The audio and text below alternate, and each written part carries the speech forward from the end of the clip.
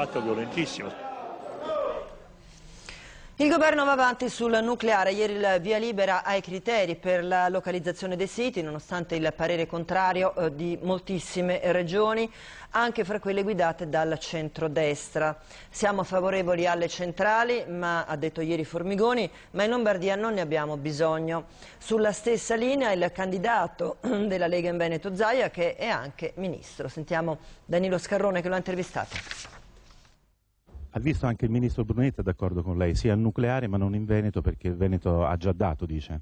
Beh, noi abbiamo una posizione che è molto limpida e attualmente non c'è una candidatura al Veneto, non esiste alcun sito in Veneto. Rispetto a una considerazione generale siamo a confermare che il Veneto affronterà il problema quando gli verrà posto, al momento non c'è. Ma non rischiano di venire discriminate altre regioni?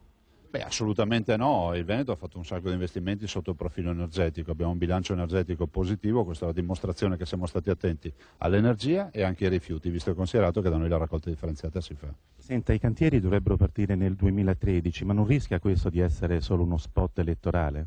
Assolutamente no, prova ne sia che comunque ieri come governo abbiamo approvato anche le linee guida per l'identificazione degli eventuali siti e questo dà anche tranquillità, perché se i cittadini avranno modo di vedere queste linee guida capiranno che c'è estrema tutela. In questa decisione avete tenuto conto del parere della gente, dei cittadini?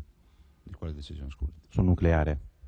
Beh, rispetto al nucleare, la scelta del nucleare è una scelta strategica nazionale. Questo ci permette di dire una cosa importante, che è quella del rispetto massimo dei cittadini, prova ne sia che le linee guida vanno in questa direzione.